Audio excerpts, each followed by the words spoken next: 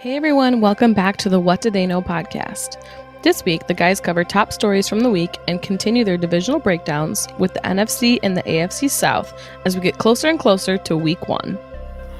What do they know? We are about to find out. Welcome back to the What Do They Know podcast, season 2, episode 3. Nick and Jeff back with you to continue our divisional breakdowns as we gear up towards week 1 in the beginning of the season. Mm-hmm. We're like, a week and a half away from the Thursday night game, week, the opener with the Chiefs and the Ravens. So we are getting close. How was your week? It was good. So far, so good. I mean, this is the episode I've been anticipating for a while. I got my Saints gear on. It's NFC South time here at What Do They Know? Yeah, I mean, we talked about it last week. This was one that I was really looking forward to with both the AFC and the NFC South. I feel like there are storylines. There are some really good teams, up-and-coming teams that have like completely revamped their lineups. So we have a lot to go over. So I'm going to kind of jump into some top stories from this week. Okay. The first one is going to be completely selfish, and it's not going to be a football story. Right. But it is a sports podcast, and my wife really encouraged me to bring this up this week. And that's Aaron freaking Judge. Okay. Obviously. Big Are we sure that your wife put you up to this? No, she did. So here's what happened, okay? We're driving home from the state fair today. We're listening to the game on the radio, and he hits his second home run of the day. And he's now at 51 for the year. Okay. And I'm like, babe, telling her, I'm like, this is insane. Like what this dude is doing is just like otherworldly. And she's like, you need to talk about it on the show. And I'm like, I love you. So she knows the way to my heart. Yep. But really, like, I know this is not a baseball podcast, but like what this dude is doing, if you're a sports fan, is just out of this world. We were talking about it before the show, you and I, how he is now only the 5th player ever in the history of baseball to have 3 seasons of 50 or more home runs. Right. We did do the trivia. I got there eventually. It took a while. It took a little while. I wouldn't have been able to get it. Well, hey, kudos to me, apparently. But so, now counting Judge, the 5 players are Babe Ruth, Sammy Sosa, Mark McGwire, Alex Rodriguez, and now Judge. Only 5 players ever to have, and it doesn't have to be in order, it's just in the length of their career. Right. They had 3 seasons of 50 or more home runs. Yeah. And now he's done that. Oh, by the way, he has 51 home runs, and it's not even September. Like, it's just insane. And he's got a whole another month to go. It's really quite ridiculous. Yeah, at this point, he's just chasing himself for the AL home run record. Right. Obviously, the Barry Bonds record of NL, MLB total home runs in a season is pretty almost insurmountable. For anyone at this point in the game, but Aaron Judge chasing his own record is pretty impressive. Yeah, I know. Like, I was driving home, obviously listening to the game. I'm getting really excited about like how every Yankee game in September is going to be like must watch from like a history standpoint. Like he might break his own record again. So really, really excited selfishly for September because you got the Yankees, you got football, you got the Jets. I mean, we talked about this on our first episode. It's the best time of the year to be a sports fan, hands down. Yep. And for you, it's you got everyone in postseason baseball. You got Aaron Rodgers, hopefully for the entire season. I'm really, really looking forward to it. Exciting stuff for you. I saw this reel of this, and everyone has probably seen it by this point, but it's literally this guy handing his wife his 2 weeks notice from being a husband because like football season is starting. Basically, like, it has written out like, I will be, here's my 2 weeks notice. I will be unavailable on like Thursdays and Sundays, Monday nights, and he just listed out all these things, and it was really, really funny. And I said it to my wife, and she didn't think it was that funny. She was amused, huh? I feel like that's how a lot of guys feel. No, absolutely. All right, so done with baseball, jumping into some football top stories. We had a couple rookie quarterbacks officially named starters this week. Jaden Daniels with Washington and Bo Nix, who we have talked about a lot, with the Broncos. Both of them officially named the starters. With Jaden Daniels, it was more of a formality. With Bo Nix, he was actually had some competition with Jarrett Stidham and Zach Wilson, and he was actually 3rd on the depth chart most of preseason, but has obviously just showed out in the preseason and is now the official starter. Right. What more can you say than Sean Payton, the QB whisperer? He obviously saw, like we talked about, he obviously saw something he liked in Bo Nix, and Bo Nix has done nothing but impress during the preseason, and he's put up godly numbers during his short stints there. But we'll see what he has to prove and show out with number one defenses chasing after him. So it's definitely a big improvement for Denver. I guess more hope than what Russell Wilson was giving you. In terms of Jaden Daniels, yeah, I mean, at this point, it's more about, I feel like, Marcus Mariota. I think at that point, what do you even feel for the guy?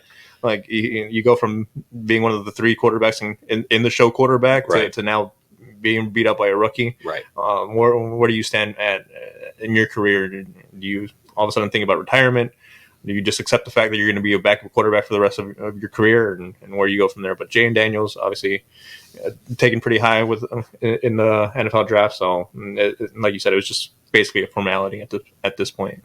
Yeah, I think, there's debate who's going to be the best rookie out of this class, and over the last 2 weeks, I feel like I've gone from 0 to 100 with Bo Nix. Yeah. But I mean, how can you not when you watch?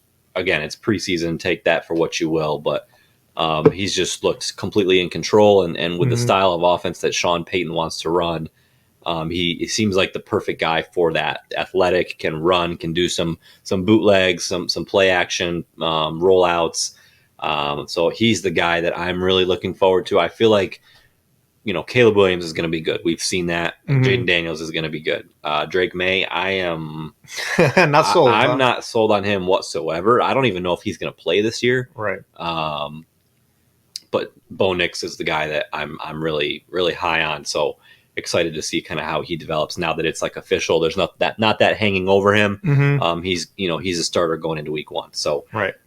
Good news there. Other top story that we've already somewhat talked about, but is preseason is basically officially over after today as we record, Sunday night. Yep. Preseason's done. Like, people are, they're going to be officially preparing for week 1. And so now we have 3 stud receivers that are holding out and still don't have contracts. That being Brandon Ayuk of the Niners, Jamar Chase of the Bengals, CeeDee Lamb of the Cowboys. It came out a couple days ago that Jamar Chase has apparently told people that he is not playing without a new contract. So it seems like he's not going to be the one to budge and show up. Brandon Ayuk seems like he may or may not be close one way or the other, either obviously the trade that's been agreed to with the Steelers or signing a contract with the Niners. Right, I've heard they've been close for at least a week now. Yeah, I think the Niners are really trying to hold off to the last possible second because they feel like there's a good chance of him re-signing before they actually end up having to trade him. And then CeeDee Lamb, I don't know what Jerry Jones is doing. I mean, if you listen to him talk, he boggles my mind. Like, at one point somebody asked him, what's going on, and he said there's no sense of urgency to get it done. And then he, a week later backtracked and said, well, it's not because we don't want him. We want him. It's just because he wouldn't be doing much in preseason anyways, like blah, blah, blah. So there's no need to get him there. So he tried to talk himself out of that. Right. But I feel like the more he opens his mouth, the more he just hurts himself and the Cowboys and their team. But CeeDee Lamb is a dude. Like, he's a dude. Like, you need him there. Right. Same with these other 2 guys, Jamar Chase, Brandon Ayuk. It's no different. So we're getting, like I said, we're getting really close to week 1, and these guys, it's now becoming like a real concern that these guys may not be there week 1. Yeah, the dynamic of all 3 of those offenses just changed completely. 100%. If none of those receivers end up reporting for week 1 and playing. Obviously, CeeDee Lamb and Dak Prescott, and they have a great connection there. Joe Burrow and Jamar Chase obviously coming from LSU. They've had a long-standing relationship even before Cincinnati. And then Purdy over in San Francisco needs Ayuk. I mean, obviously you have Deebo Samuel on the other side, but at the same time, Ayuk is more of that traditional wide receiver 1. Yep. Deebo, I guess, is not to his fault, but he's more of that gadget player. But he definitely has the talents to be a wide receiver 1, but you definitely need Ayuk to kind of take a lot of that stress away from Deebo Samuel. So if those 3 guys don't report or end up playing or missing any time, then it's definitely puts those 3 franchises in a little bit of a stranglehold, and I'm not sure where to go from there if you're those 3 teams. Yeah, and I mean, this is something that we've talked about ad nauseum already, but let's say these guys all sign tomorrow. Mm-hmm. Like they might play week 1, but they're not going to be physically ready week 1. Right. You know what I mean? And so it's going to be a real issue to see their ramp up time, how much they're able to be their normal selves. And are they going to be able to do it without getting injured? Right. So that's always a real concern whenever you have somebody that holds out or doesn't play or whatever, doesn't have the typical ramp up time in preseason. Mm-hmm. I feel like it's bound to happen. Yeah, in fantasy perspective, you'd have to look out for limited snaps. That scares the crap out of me. When I'm drafting somebody who hasn't played all preseason, it makes me really, really nervous. Mm-hmm. You honestly, if you draft them, you're kind of hoping they're on a snap count so they can get ramped up instead of just plotting them out there for 50 to 70 plays and bearing a hamstring injury or something of the sort. All of a sudden, you're down your number 1 pick throughout the whole entire year, and your team's done. Yep. So yeah, hopefully they can take care of them as soon as possible, but don't stress out if you're not going to pick those guys. Right. Honestly, look elsewhere if I'm drafting right now. Yep. All right. So those are some of the big stories that happened this week. I'm sure as we will have more as we do next week, because that'll be the last preseason episode before week 1. Roster cuts, all that good stuff. There'll be trades and hopefully some contracts that are signed, and we'll cover all that next week. But we will dive in. So as a reminder, if you're not with us all the time, we're going to continue to do our divisional breakdowns. Today we're going through the NFC and AFC South. Mm-hmm. So just going team by team, calling out some headlines, some things that maybe have changed, some roster moves, some things that we're looking out for each team. So we'll dive into the NFC South, and we will cover Tampa Bay first. Okay. What do you got there? So let me preface this division first with everyone is rolling out new offensive coordinators this year in that division. Yep. Everyone is under a new system, new coaches. Obviously, two teams in the division have new head coaches. The longest tenured now is Todd Bowles and Dennis Allen with the Saints and Tampa, both going into year 3 of their tenures there. And honestly, they're both probably on the hot seat, to be honest with you. 100%. Maybe not Bowles so much. I mean, right. Dennis Allen for sure. Dennis Allen for sure. For sure. So, but with Todd Bowles there in Tampa Bay, they're going to roll out Liam Cohen. They re-signed Baker Mayfield. That was huge. Mike Evans was also a huge re-signing. Yep. Obviously, those two kind of carried their offense last year. Their rushing offense wasn't really anything to brag about last year. I think they were ranked second to last in rushing offense. But so even with defenses knowing that they were going to throw the ball, they were still succeeding at it. And it was, like you said, it was good enough to get them into the playoffs last year, win that division. So it's definitely going to be, I guess, a learning curve. See where Baker Mayfield is at with the new offense with Dave Canales moving over to Carolina. But the biggest question mark for me is going to be Baker Mayfield and how he goes into year 2 of actually having expectations now.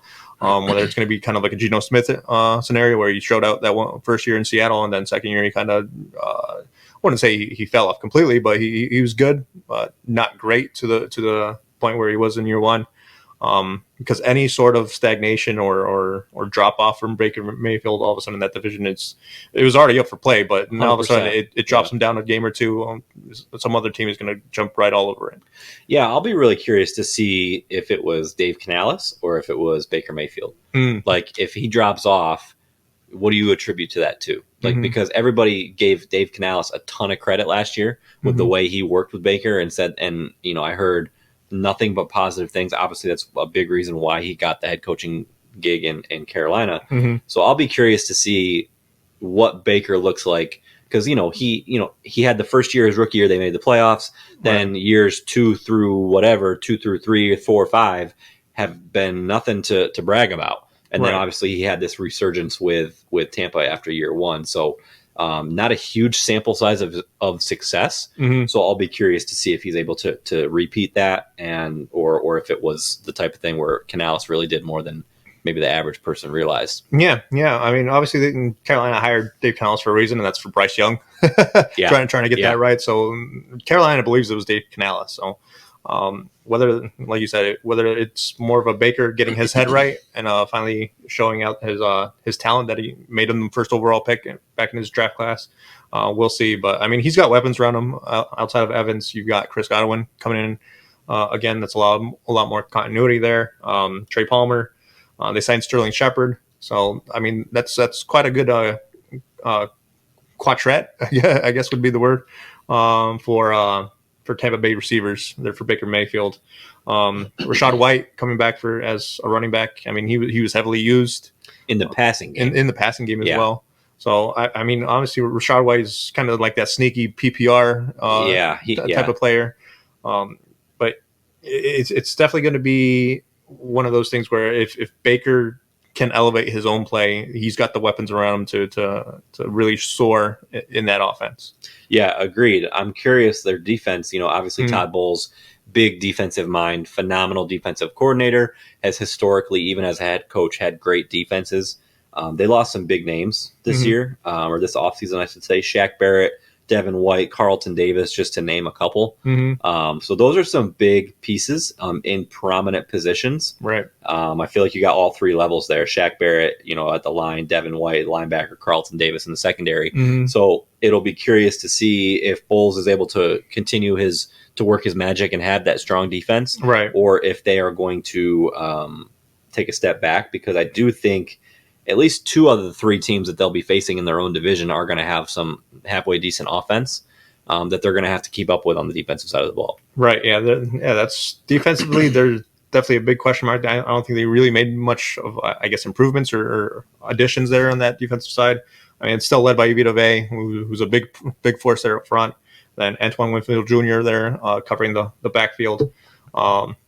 Or the secondary, but it's definitely more of Todd Bowles' stroke of genius that really carries that team, and I'll put them in the games. Definitely, last year is definitely their offense that kept them in games, and their defense did good enough to bend and not break, sort of defense.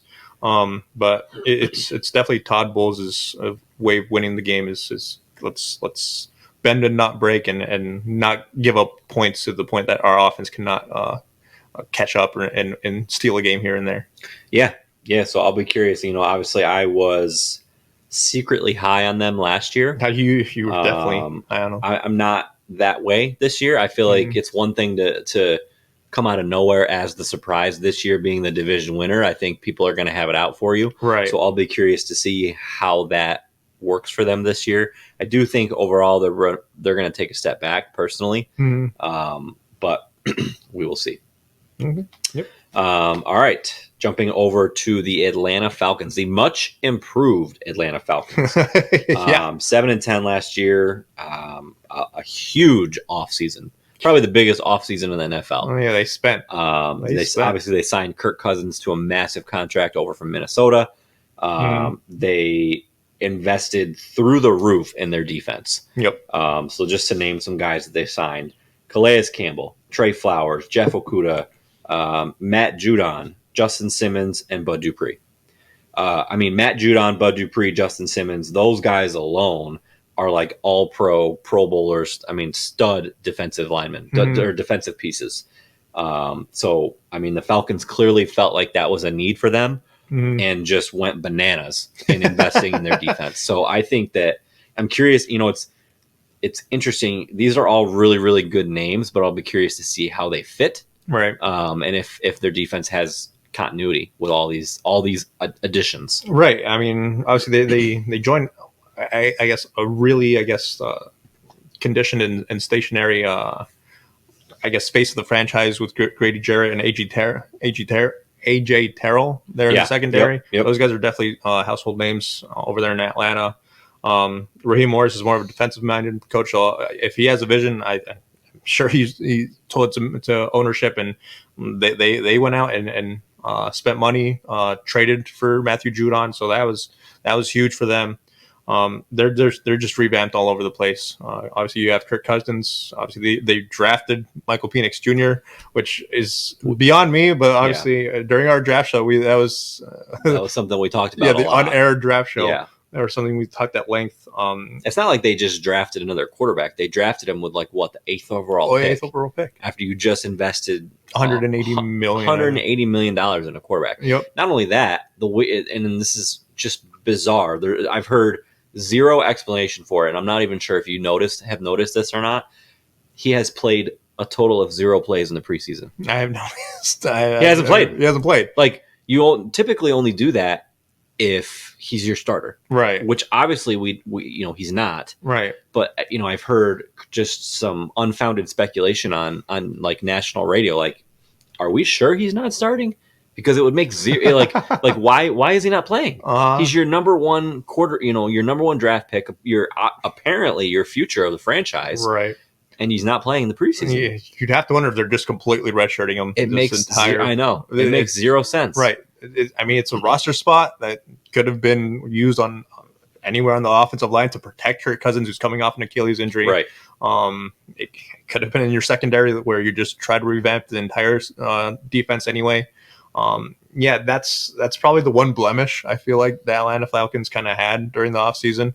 It's that kind of inexplainable pick of Michael Penix Jr. there at 8th overall.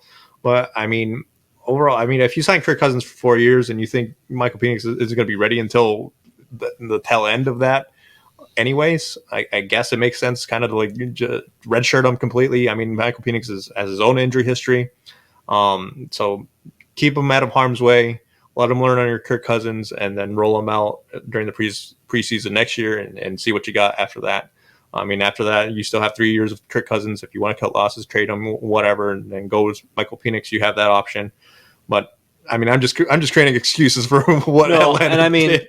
To their, I guess you could say to their credit, but like the very next day after the draft, they took it, they backed it up, and they literally said, we're going after the Green Bay model of QB development. Right. And you think about what they did with Jordan Love. They drafted Jordan Love the season after Aaron Rodgers won MVP.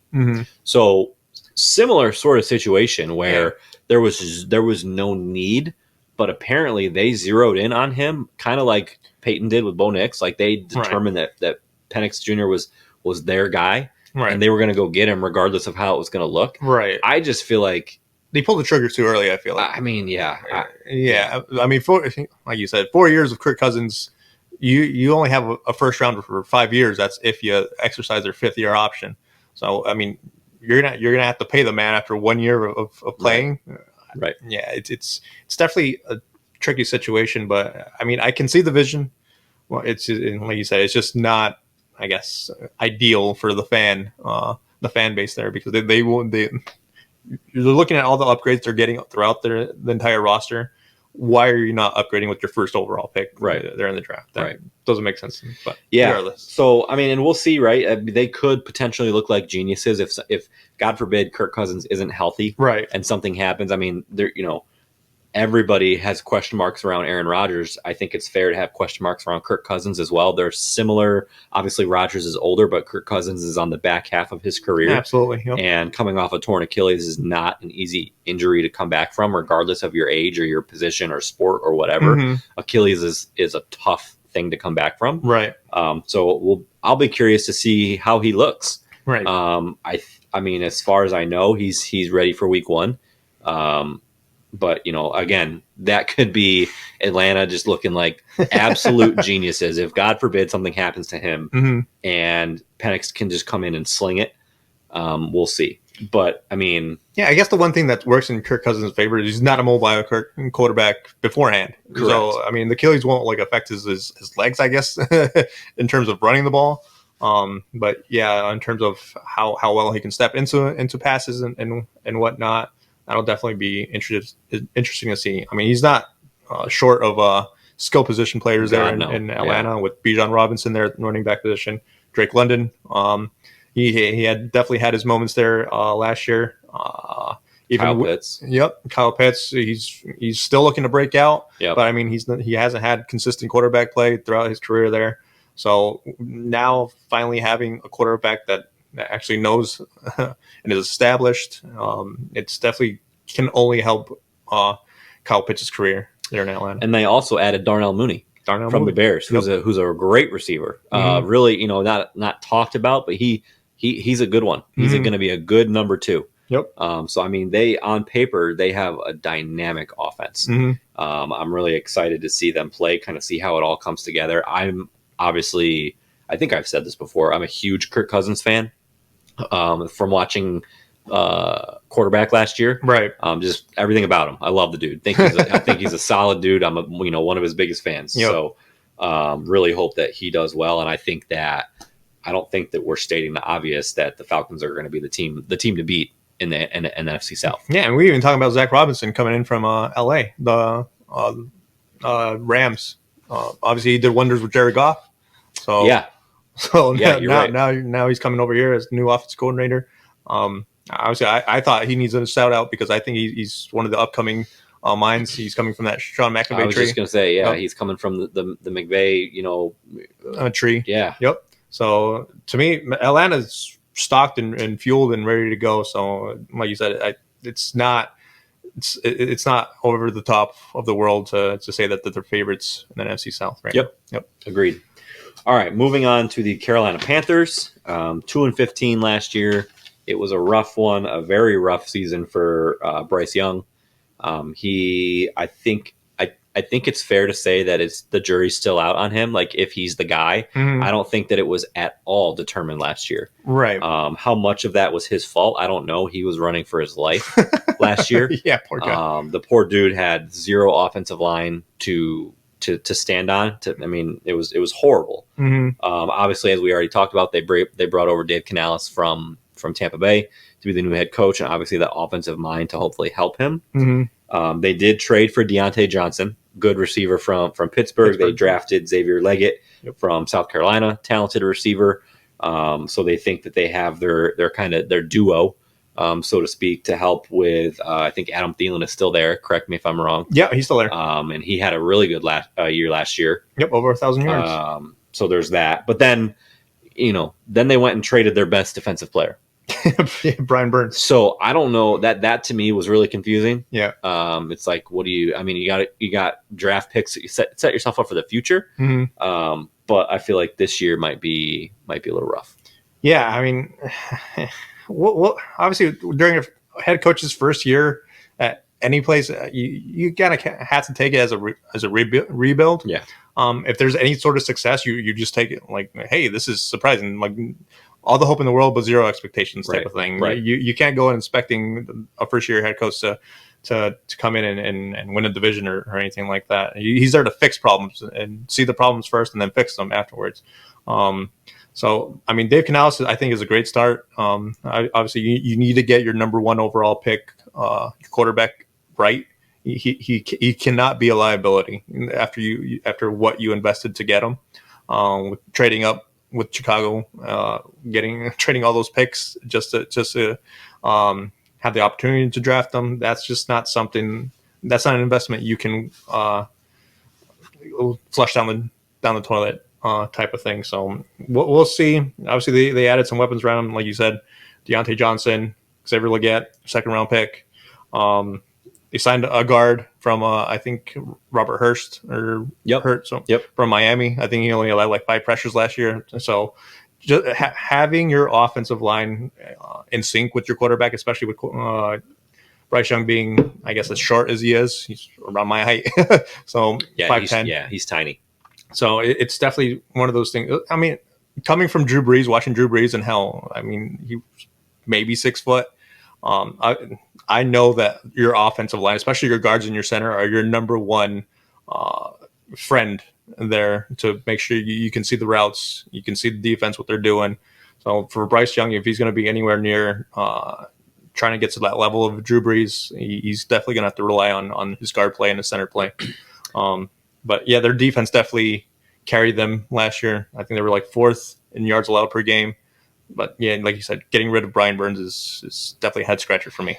Yeah, and it's tough with Bryce Young, right? Because I feel like, as you already said, when you get a new head coach, 9 times out of 10, it's because your team underperformed last year. Right. So you're going to look at it as a rebuilding year, but at the same time, this is year 2 of Bryce Young. So you have to make sure that this year and next year you put enough pieces around him so that you can make a determination 100% confident, is this the guy? And as a Jets fan, that's something that they've never been able to do. Like, even when they're rebuilding, they've never had even remotely competent pieces up until the last year or two on their struggling quarterback. So, like, Zach Wilson didn't have weapons. Sam Darnold. I mean, you name it. They didn't have sufficient pieces to be able to judge their quarterback, and I feel like that's what the Panthers need to make sure they do with Bryce Young. And they're trying to do that, right? Deontay Johnson, Xavier Leggett, the guys we already talked about. They're trying to make sure, but I feel like the biggest piece, like you said, is that offensive line. He has to be able to have a second to breathe and make reads and determine what he needs to do with the ball. So this year and next year, I feel like is going to be really, really this is I want to say it's a make or break. 100%. Yeah. But it's definitely close. Yeah, it's close. I mean, next year would be year 3, and then after that, it's you have to make the decision whether you're going to exercise that 50-year option. And if he's not worth it, then all of a sudden you're going to have to start looking back to square one about where to find a quarterback. And that's a tough pill to swallow. Absolutely. Number 1 overall pick after trading for him, giving up DJ Moore, everything that you did to do that to get it wrong would be obviously a really bad thing. GMs get fired over that twice. Yes. Yeah. Yep. All right. I'm just going to let you talk. Oh, no. For this one. No. So last but not least, NFC South, we have the New Orleans Saints, 9-8 last year.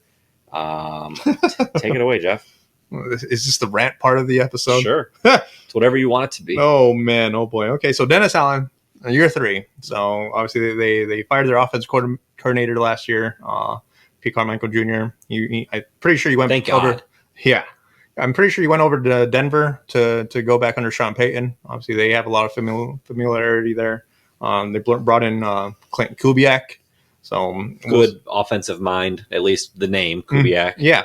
Yep. So obviously he's there to, I guess, get Derek Carr. That was a big investment that the Saints had. Obviously Kamara's kind of on a holdout. I'm not sure exactly where he stands, whether he's going to play, but I know he wants a new contract. I think he still has like 2 years left or something, but he wants more guaranteed money because I don't think after this year there's no more guaranteed money. So if he gets injured or something, then they can just cut him loose and not have to pay him anything. So that's always lingering over them. But he's at camp, right? Yeah, he's participating and doing all that. I believe he's going to play. It's just he wants a new deal. I mean, their biggest addition was Chase Young there on the defensive side. Their pass rush wasn't really it was pretty inept last year, to be honest with you. Cam Jordan's getting up there in age. Their defensive tackles didn't really create anything in the passing game. And then you have the other side, which is Marcus Davenport, and then who basically flamed out, and then he took off. Peyton Turner, who was a first-round pick. He has his moments, but he's still developing. It's just a whole. I don't know. It's just a lot of hopeful right now. You just have to hope that these young players that they've drafted develop, because right now they've just been missing and whiffing ever since that draft class that was so good. And Marshawn Lattimore and Alvin Kamara and Von Bell and Marcus Williams, all those guys. So ever since then, it's just been a grind with these draft picks, because they've been in cap situations that they can't buy themselves out from. So they have to rely on these picks to develop. Obviously, Derek Carr is the biggest investment they've had, so it relies heavily on his shoulders. Obviously, you showed me a video of Spencer Rattler throwing a dime.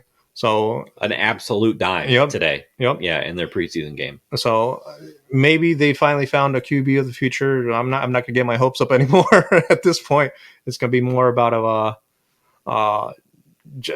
we'll take it one step at a time, 1 week at a time, and we'll see where it goes. But yeah, at this point, no expectations, just high hopes. Yeah, I mean, from a positive perspective, I feel like you and I both had really high hopes for them last year. Absolutely. Specifically on the offensive side of the ball, bringing over Derek Carr. The positive side tells me that they can't be as inept as they were last year. Mm-hmm. I mean, Derek Carr, he was like the king of the check down. Oh, absolutely. He threw for like no yardage at all ever. And so I'm really, really hopeful just because I like Derek Carr. I feel like I love Alvin Kamara. I love Chris Olave. I think Olave is a stud. He's a clear number one. Yeah. So I mean, nowhere to go but up. And I think they will personally. Yeah, they have skill position players there that are above average for sure. Their all offensive line plays what has to step up. Obviously, Trevor Penning they traded up to get him like 2-3 years ago. It has not panned out so far. They had to move him from left tackle to right tackle, and I mean his first preseason game was just an abomination of tackle play. He was getting pushed around by guys half his size. Abomination. It was an abomination. Such a strong word. It was an abomination. But ever since then, that video came out, he has shown a little bit more effort in his growth. So whether he can anchor the right side, we'll see. But it's definitely going to be interesting to see. Their defense is what kept them in games last year and won them games last year, to be honest. But offensively, it was about scheme. So they made the right call in firing Pete Carmichael Jr. So 100%. Yeah, whether Clint Kubiak can get him right, we'll see. Now that to me is going to be the biggest difference maker is Clint Kubiak, Derek Carr, and that system functioning the way it should be. Okay, I like it. Yep. All right, that concludes our NFC South breakdown. Mm-hmm. You want to do our standings now, or you want to do them at the end? We can do those standings now. Okay. I'll let you go first. Okay.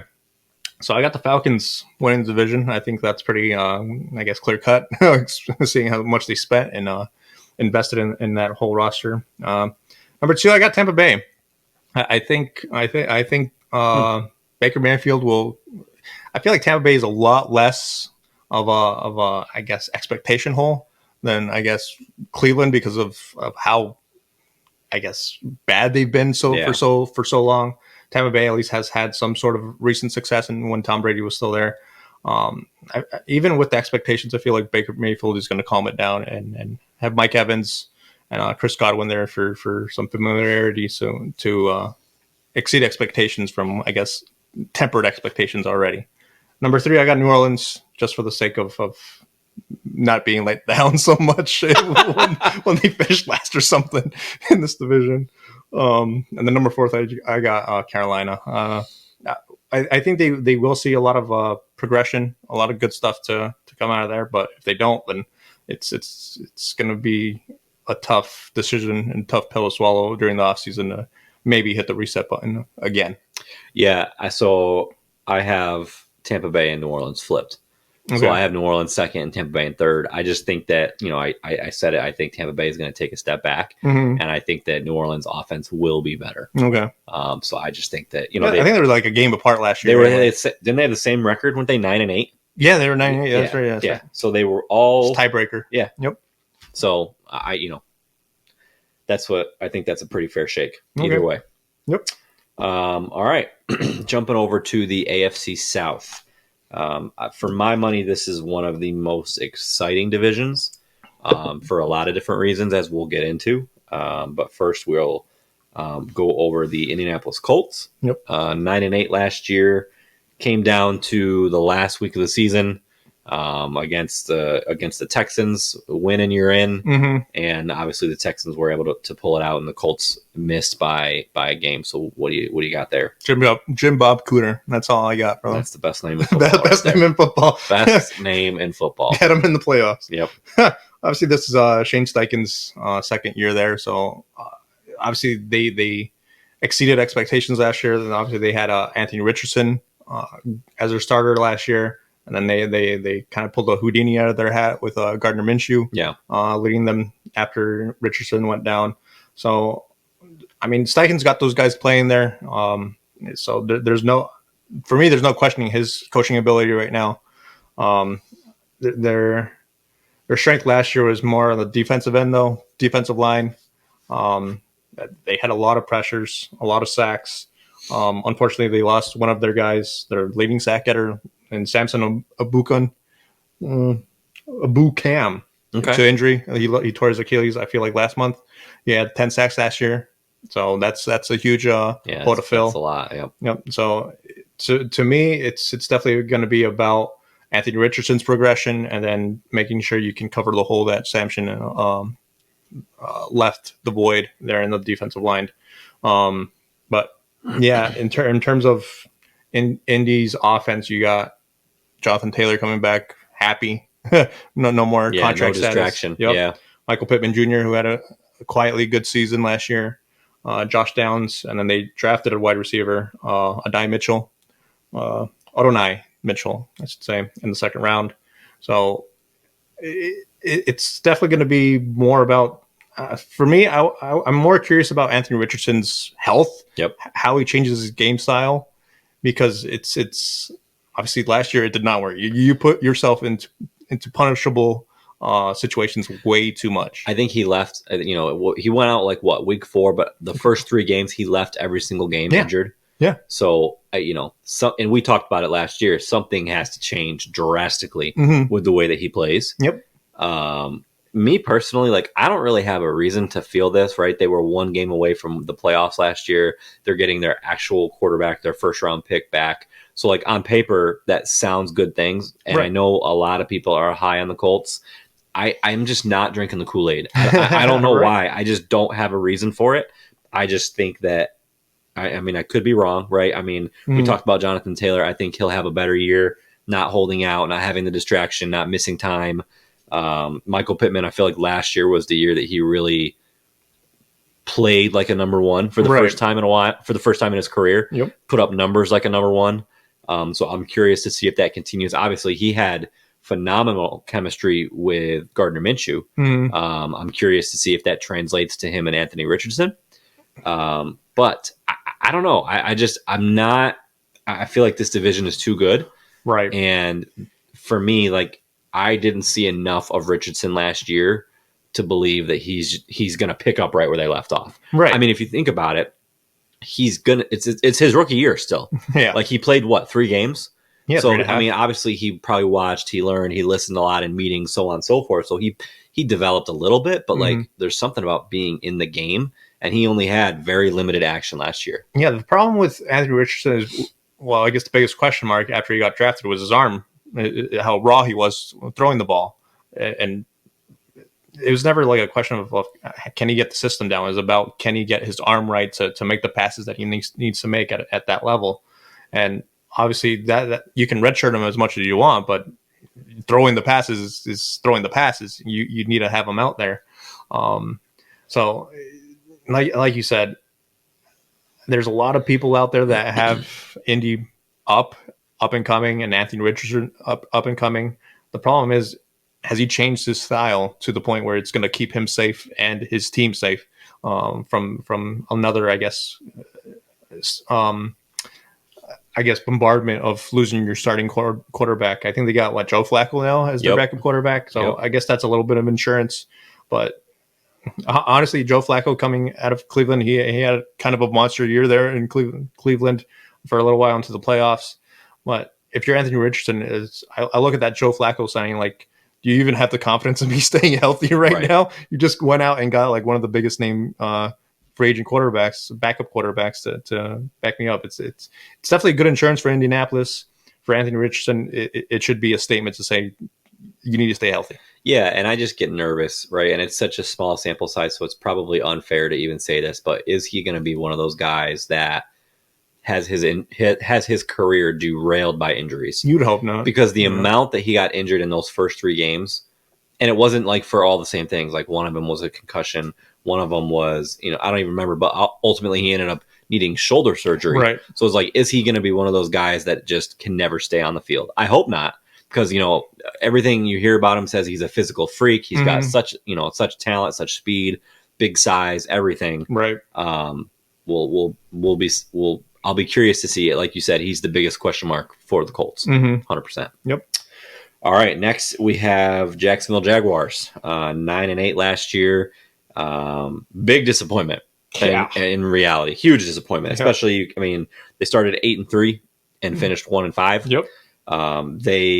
All they had to do was win at home against, I don't even remember who it was last week of the season, and they would have won the division. Instead, they lost. Houston won the division, and they didn't even make the playoffs. Yeah. So they were in a win-and-in situation at home and couldn't get done. Yeah. So big disappointment. Obviously, they lost Calvin Ridley, their little 1-year experiment that they did. He's no longer there. I absolutely love the Gabe Davis signing. Yeah. Coming over from Buffalo. I think that's going to be massive. He obviously was the number 2 behind Stephon Diggs, but the dude put up some crazy numbers, him and Josh Allen. Proved he's a deep threat. He can catch touchdowns. He can play in big moments. Had like 2 or 3 touchdowns in the playoff game against Kansas City for Buffalo a couple years ago. So I really love that signing. Defense, they made some additions on defense too. They, Trey Flowers, Terrell Edmonds, Darnell Savage, Ronald Darby, a lot of names that to be studs. So I think that their defense will be much improved too. And then on the offensive end, they added Mitch Morse at center, who I believe came over from Buffalo. Yeah, their biggest addition even on defense, I think, is Ryan Nielsen, defensive coordinator. Came from Atlanta last year. He doubled their sack total from 21 to 42. So Ryan Nielsen, I've kind of followed him around because he was a Saints, not defensive coordinator, but assistant coach, defensive line coach. So he knows his defensive line. Yep. And that was one of the weaknesses that Jacksonville had last year. They didn't really have anyone rushing the passer, to be honest. So he's there to improve them and see if he can turn that script around offensively. Well, let's start off with last year. Last year, I was convinced this was Jacksonville's division to win for the next 3 to 4 years. I mean, nobody saw Houston coming. Nobody saw Houston CJ Stroud's taking the steps that he did in year one. No one saw coming. But Trevor Lawrence, CJ Stroud became what we thought Trevor Lawrence was going to be. Oh no, he's dying. Excuse me. But yeah, Trevor Lawrence is he's stagnated. I don't think he took a step back. I think he just stagnated. I agree. In his development. But obviously he's got skill position players there, and Kirk, Gabe Davis. They drafted Brian Thomas Jr. Forgot about Kirk. Good Lord. Yeah. Okay. Kirk. They drafted Brian Thomas Jr. out of LSU. They have Travis Etienne Jr. there in the backfield. Ingram. I love Evan Ingram. Tight end. Very, very sneaky good tight end. Tank Bigsby is another running back that they sat and I think they drafted last year. So, I mean, they have pieces there in the offense, which I thought last year was going to click and connect and be what we thought Houston was kind of going to be.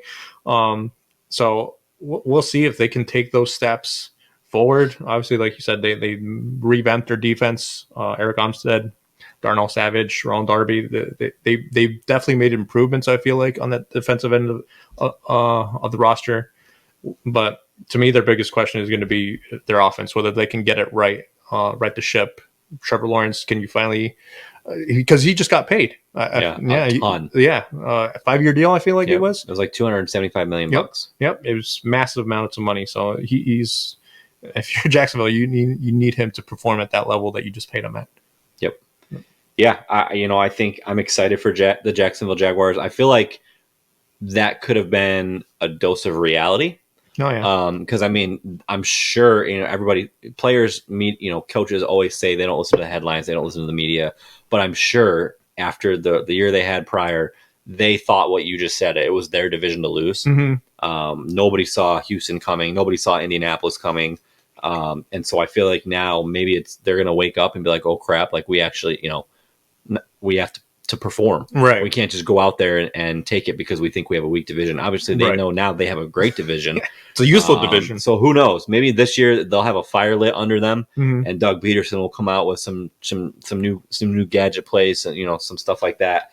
But I'm really excited for Jacksonville just because I feel like they have to rebound. Right. They can't play the way they did last year. They're too good. Mm-hmm. Yeah, unfortunately, Jacksonville kind of has that history of not performing to expectations. I think they made that AFC Championship game that one year, and then all of a sudden it just kind of fell off ever since then. Yep.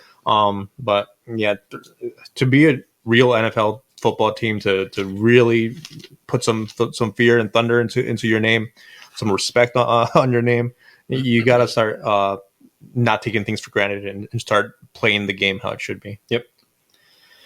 All right, next we have the Tennessee Titans, 6-11 last year. They, I'll be honest, this is one of the teams. This is why I love doing these breakdowns because as I'm researching and seeing what they did in the offseason, I'm like, holy crap! Like they've brought in some dudes. So I mean, first off, they added Tony Pollard, Tyler Boyd, Calvin Ridley, and Nick Vannett on the offensive side of the ball. So they have no shortage of weapons. Right. The Tyler Boyd, Calvin Ridley combination, I love. Nick Bennett is a very under the radar pass catching tight end. And then obviously Tony Pollard is kind of like that speed demon who there obviously is going to be a complete shift in the style of running coming off of Derrick Henry. Right. Obviously he's a thunder and Tony Pollard's more of a lightning type back. Right. But they think that he can be the dude. They're making sure they put weapons around Will Levis. His second year, they loved what they saw in the first year. Obviously, they didn't get maybe the wins that they thought they were going to, but they definitely got the pieces around him. So that's one thing. Obviously, the big thing from the Titans, and this was probably the biggest surprise to me as far as head coaching changes, was them parting ways with Mike Vrabel, and they brought in Brian Callahan. Yeah. I mean, obviously, they kind of reholstered that whole coaching staff. Nick Holtz now the offensive coordinator there. Denver Wilson is now the defensive coordinator there. So they're basically starting from scratch with Will Levis. They're in Tennessee. Obviously, they, like you said, they didn't really stand pat with their roster, and they're going to make sure Will Levis is that guy. Right. Pollard. Then they're bringing back Tajay Spears to kind of lessen the load for Tony Pollard. Hopkins, Boyd, Ridley. Hopkins is still there. Yeah, Hopkins. That's a formidable trio there. Three, yeah. Yep. And I mean, like you said, their only real loss was Derrick Henry. Yeah. I mean, Derrick Henry at this point in his career, if you're Tennessee, you kind of feel like, all right, we've kind of ran the tires off that wheel right now. So it's like we ran him to the ground. Yeah. We got our money's worth off of Derrick Henry. So I guess that's a loss you can kind of take if you're Tennessee. The future is definitely with Will Levis and see what you got there. After that, it's just about seeing what your defense is going to do. Yeah, I like I said, I was completely unaware that they signed that many guys that they did. They also brought over L'Jarius Sneed, Pro Bowl, All-Pro tight end, corner from Kansas City. Yep. So that's a huge improvement to their defense. I think the big thing with them is in it. I feel like you could say this with a number of teams is they have the weapons. Is Will Levis going to be the guy? Right. So we'll see there. Hey, I'll be able to tell you after week 2. Because that quick, huh? Yeah, we're going to the game. Oh yeah, that's right. I'm going. Jets at Titans. So I cannot wait. I'll take a bunch of photos and videos and a live scouting report. Yes, exactly. Absolutely. Exactly. I'll give you everything you need to know on Will Levis from section 5,000 up in the upper deck. I'll be able to tell you. I'll bring my binoculars and give you the in-depth scouting report. Awesome. All right. So lots going on with the Titans. Last but not least, everybody's darlings, I feel like this year, everybody's favorite team, the Houston Texans, obviously came out of absolutely nowhere last year. 10-7, won the division, won a playoff game, won the wild card round, and then ended up losing to Baltimore in the divisional round, which, I mean, they outplayed them in the first half of that game for what it's worth. Obviously, Baltimore ended up winning. Right. But the Texans didn't just lay down. They were competitive. From an acquisition standpoint, they had two really big ones on offense, bringing over Joe Mixon, the running back from Cincinnati, and obviously trading for Stephon Diggs from Buffalo, excuse me. So those are two huge pieces. Obviously, at wide receiver, they already had a dynamic duo with Nico Collins and Tank Dell. So, they are going full force into taking advantage of CJ Stroud's rookie contract before they have to pay him $70 million a year at this point. Shohei Ohtani type of money. Exactly. Defer it all. Yep, defer it all. Yeah, and even with all those pass catchers, we didn't even mention Dalton Schultz. Correct. Tight end. Yep. So CJ Stroud has all the weapons any quarterback would ever want or need. Obviously, your offensive line is going to be the biggest question there, but they still got Laramie Tunsil there. Yep. That's the anchor of that offensive line. When your blind side is protected, that just ups the confidence level on all quarterback play.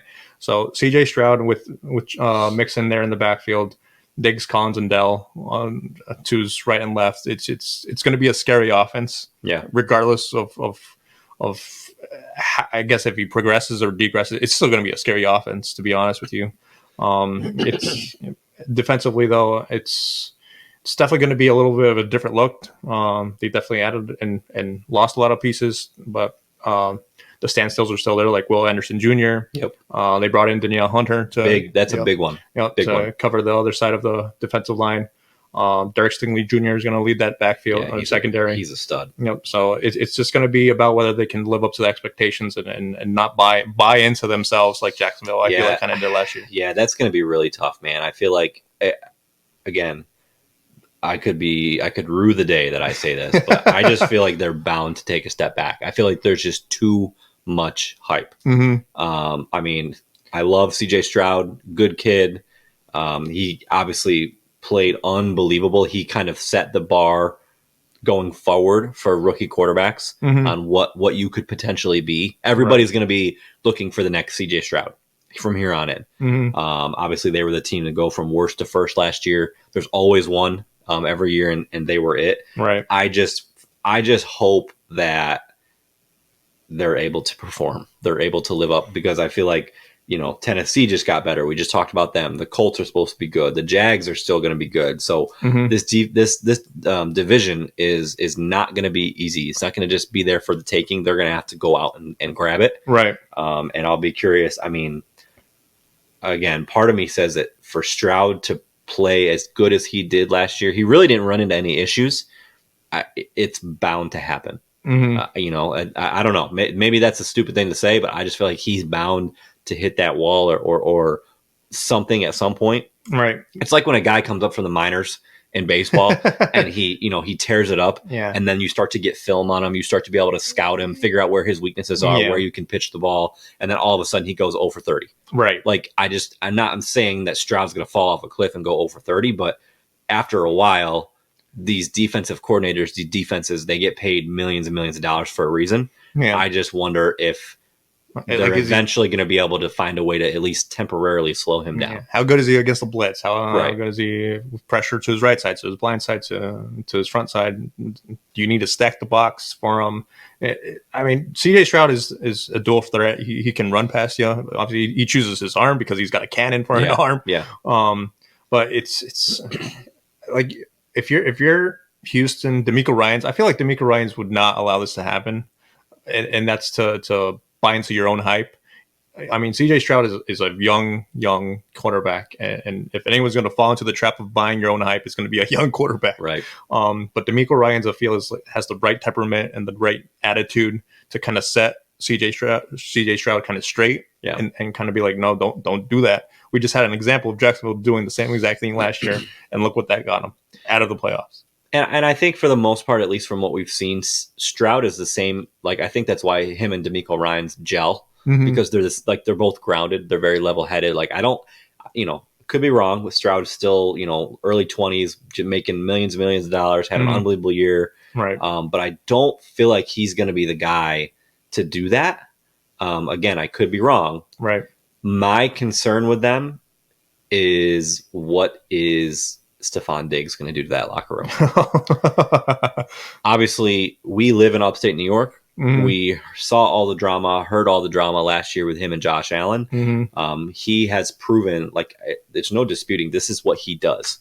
He comes in, he's amazing, everything's hunky-dory for 2 or 3 years, and then he puffs up his chest and complains for an offseason, plays the next season, and then gets traded the following. It's exactly what has happened with Minnesota and with Buffalo. So I just feel like he, as talented as he is he worth the headache for a young quarterback at this point? Right. Obviously, he was 4 or 5 years ago for Josh Allen's second or third year, but he's 4 or 5 years older now. Right. Is he? And he kind of fell off a cliff last year. Second half of the year, his numbers. My fantasy team will attest to that. So, is he going to be able to produce? Is he going to be worth the headache? Obviously, everything you're hearing right now with training camp and preseason is that he's been great. He's been a vocal leader, blah, blah, blah. I just really wonder. It's scary, though. It is scary. It is scary, especially for a team that had such success last year.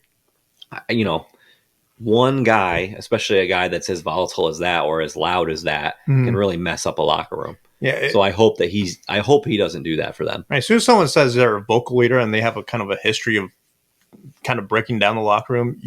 Honestly, I would not want him to be a vocal leader. Right. Shut your mouth. Shut up and catch the ball. Shut up. Lead by example. Yeah. That's what you should be doing. Derek Jeter. Derek Jeter. There you go. Yep. But like Diggs has to, like when Diggs got traded to Buffalo, he was the number one right off the bat. Mm-hmm. There's no really competition there to take targets away from him. From a number one standpoint. Here, you got Nico Collins, Tank Dell, and right. How are you going to do when you don't get the ball? Yeah, exactly. That ball is going to get spread out. Right. So if you're Stephon Diggs, I don't know, man. If you're Stephon Diggs, maybe it'll be a dose of reality. Maybe you have already accepted the dose of reality when you got traded here. But if you're DeMeco Ryans, I would have already had a conversation or two with Stephon Diggs, like, hey, this is what we're going to do. You're going to get the ball your fair share amount of times, but it's not going to be. It's number one by committee. You're not the clear number one. You got Nico Collins who had a big year last year, Tank Dell who showed flashes, and you got Dalton Schultz. There's no way you're going to be the number one at all times. So if you don't, calm down. Don't worry about it. We'll get to the ball next week or whatever, and we'll keep winning. But yeah, if you're a Houston fan, I do not want to be hearing Stephon Diggs is your vocal leader. Right. I do not want to hear that. Yeah. Tone it down, buddy. Yep. So that's where I'm at. I agree 100%. All right. So as we wrap up the AFC South, I'm going to put you on the spot here for a minute because I didn't tell you we were going to do this. Uh-oh. So using the Texans as the example, right? They went last to first, right? They had their quarterback take off, zero expectations, came out of nowhere. Okay. So my question to you is, who is going to be this year's Texans? And it doesn't have to be rookie quarterback. It doesn't have, but like specifically, like who is the team that you think can go last to first? Oh, let me think about that. I know I put you on the spot. Yeah, I have a couple ideas. So like the teams that you're hearing in the media, Washington, I don't know a lot, I don't know. And obviously, Atlanta wasn't last year, so I guess they technically have to be eliminated. But everybody's talking about them, and that's I think of more of an obvious choice. Honestly, I'd be looking at Arizona. Did they finish last year? They finished last. They did finish last year. We were very high during our NFC West preview, and we were kind of tempering expectations for the 49ers. Yep. And I guess the Rams, but obviously the Rams will always be there. But Arizona, I feel like has the highest, I guess, ceiling. I agree for any of those teams over there. So I think that's a great pick. I love that. I am so tempted. I'm going to do it. I'm going to say, I'm going to say the Tennessee Titans. Oh, the Tennessee Titans. I really think that if they could potentially go worst to first, that's not what I wrote down. That's not, I'm not putting my name to it. I'm just going to say that I could see it happening. It wouldn't totally blow me out of the water. Uh-huh. But I'm not going to bet money on it. Like I'm not going to sit here and say, yes, that's my pick. I'm just saying for the purposes of this experiment, I think that could be a good pick. Then as we go through our prediction, like Tennessee's last place. Right? Last. No.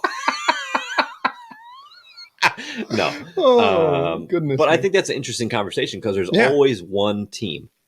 Every year there's a team that goes worst to first. Yeah. I love the Arizona pick. I really do. Thank you. I love right off the bat. Yeah. Right off the back, no warning. Look at that. All right.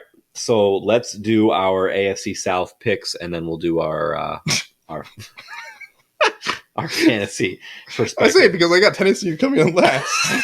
Go ahead. So I got Houston winning the division. I think they have enough, I guess, attitude there to kind of temper buying into the hype. DeMeco Ryans, Danielle Hunter is a great signing, especially for leadership purposes there. Jacksonville, I think that I think those two teams will actually win more than 10 games, both of them. So you have both of them making the playoffs? Probably. I haven't taken a look at the whole scope of it, but I wouldn't be surprised. Indy come in third, and then Tennessee. I mean, you can flip flop those two teams. It just really depends on Will Levis, his progression, and Anthony Richardson if he can stay healthy. Right now, I can't predict injuries, so I'll put Anthony Richardson's ceiling a little bit higher than Levis's. Yeah, I'm fine with that. I had a really hard time with the AFC South, all kidding aside, with with all four teams, 1 through 4, and same thing, similar to what I said last week about the NFC or the AFC North. But I ended up picking Jacksonville to win this division. Okay. Over Houston, very, very slightly. I just think that they're primed for a regression. They being Houston. Right. They had the same record last year, right? Didn't they? 9-8. 9-8. Yeah. Where's Houston on here? Oh no, 10-7. 10-7. So Texans were 10-7, and then the Colts and the Jags were 9-8. But one game back, everything really went right for Houston. Other than the last week of the season losing Tank Dell, they really didn't have any injuries. Typically, that doesn't happen 2 years in a row. So I expect something. You have to. I mean, you can never account for injuries, but at the same time, I feel like you have to. So at the end of all of that, I have Jacksonville winning the division, Texans coming in second. I actually have the Titans over the Colts. Okay. I have the Colts finishing last. Again, this is a prove it year to me for the Colts. It's proved that last year wasn't a complete fluke, right, with Gardner Minshew and a first year head coach. Prove that your quarterback is who everybody expects him to be. Right. And then, we'll see. But for me, I'm not buying it with the Colts. I'm just not. Fair enough. So Jags, Texans, Titans, Colts. Okay. All right. So we will jump over to our fantasy football perspective of this. So again, each division we do a must-have, somebody who you got to make sure that you draft. Stay away, somebody you think that is just not going to perform, and then a sleeper pick, someone under the radar. Yep. So go ahead. So we'll start with the NFC. Must have. I got Drake London on here. I think Kirk Cousins did wonders with Justin Jefferson, as we all saw. Drake London did wonders with whoever he had at quarterback last year, Taylor Heineke, and who else was there? I can't remember. Ritter. Desmond Ritter. Yeah. So Drake London had a solid year last year, even with mediocre quarterback play last year. So with Kirk Cousins there, who really likes to give the ball to a number one receiver, I think Drake London is going to reap the rewards there. Okay. Stay away. I got Chuba Hubbard. I kind of had a difficult time with this, trying to find who to stay away from, because I feel like all these offenses are, obviously, like I said, they all have new offensive coordinators, so it's kind of hard to predict where the focal point of your offense is going to be.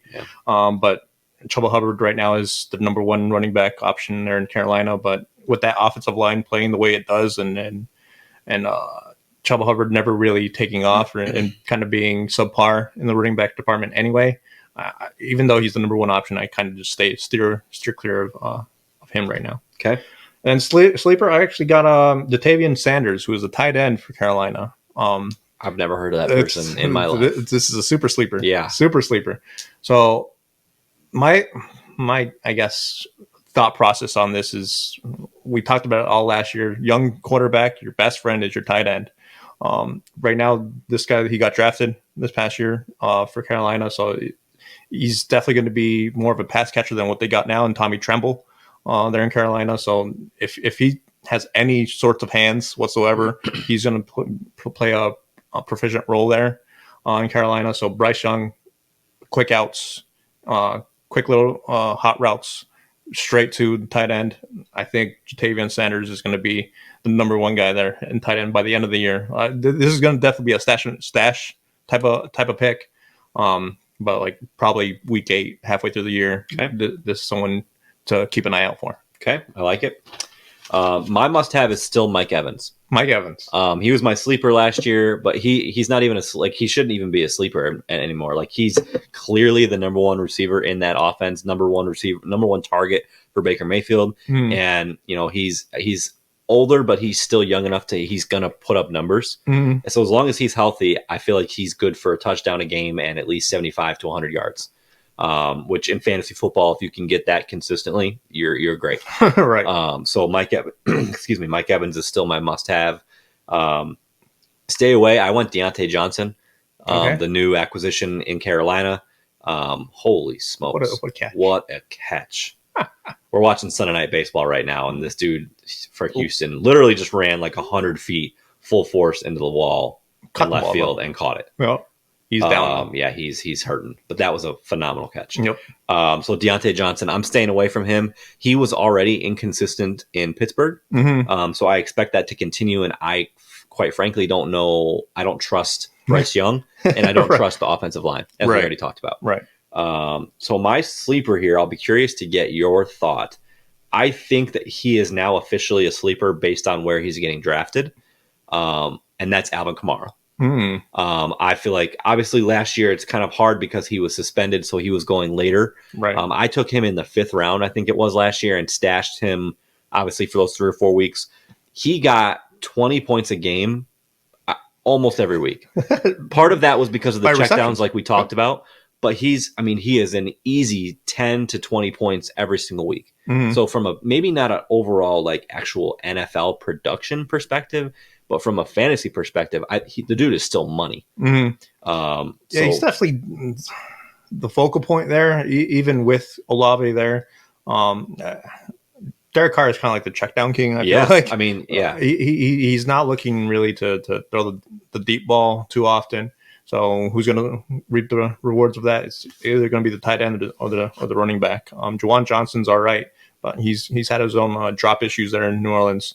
But yeah, Alvin Kamara, he doesn't get, I guess, now that he's up there, I guess, in age, even though he's younger than us. Right. But in NFL terms, he's getting up there in age especially for the running back position. He's not talked about enough, even though he had a monster year last year just via catching footballs. Yep. So yeah, I think that's a sneaky good sleeper pick there. Yeah, he's always on my radar as long as he's healthy. So all right, AFC South, who you got? Who you looking for? Who you staying away from? So must have. I got CJ Stroud. I feel like that's your number one quarterback. To be honest with you, over Patrick Mahomes, over anyone else you got on the big board. Yep. Look at you. Yep. CJ Stroud. Okay. Number one quarterback. He's got too many weapons, too much going for him to not produce at a number one quarterback level. CJ Stroud, I feel like should be the number one quarterback that you target. Stay away. I got Christian Kirk. I'm just really, yeah. So I'm not really, I guess, sold on him being the number one there right now. In Jacksonville, Trevor Lawrence is. Obviously, you still got Ingram, you got ATN, and Gabe Davis now is there. Yeah. Last year he had an okay year with Calvin Ridley being his other side, his teammate. But to me, Kirk's just not efficient enough, and I guess trustworthy enough. It's going to be one of those things where should I play him? Should I sit him? Right. And at that point, you're just chasing your own tail. Right. And then sleeper, I got DeAndre Hopkins. I feel like this is kind of like Alvin Kamara. Been productive for a very long time. Everywhere he goes, quarterback play doesn't matter. He's always there, but no one's talking about DeAndre Hopkins because it's Tennessee, and I feel like Tennessee has been worst to first, baby. Worst to first. I feel like Tennessee has been like a dark hole, a pit hole for wide receivers' careers to just kind of like flame out. But Hopkins had a decent year last year, even with Will Levis. So I feel like he might go in the later rounds, but I feel like he'll definitely produce at a wide receiver 2 level at the least. Okay, I like it. Yep. So my must-have is Joe Mixon. Ooh. I'm super high on Joe Mixon. I think that, like we talked about it with both the Bengals losing him and the Texans picking him up, I think that's a huge play for both teams. Mm-hmm. I think that he's a 3-down back. He's a goal line target. I mean, you think about the numbers that Devin Singletary put up in Houston last year, and no knock on Devin Singletary, but Joe Mixon is way better than him. I think that he's going to be a kind of similar to Kamara. He's going to be a check down machine. Yeah. And I think that he's going to be a goal line touchdown machine too, which he is every single year. He's going to have plenty of opportunities. So in that exactly. offense. Yeah. It's going to be a pass heavy option. Pass heavy offense with a guy who can clearly catch the ball out of the backfield and go get you 5 or 6 yards every single time. Yep. So I'm super high on Joe Mixon. My stay away is Anthony Richardson. Okay. I'm staying away from him until, again, I called it a prove it year, not because I don't have anything against him. Prove to me you can stay healthy. Right. And then if that comes with great numbers, then cool, I'll draft you next year. Right. But this year, me personally, I'm staying away. Mm-hmm. Okay. And then my sleeper is Gabe Davis.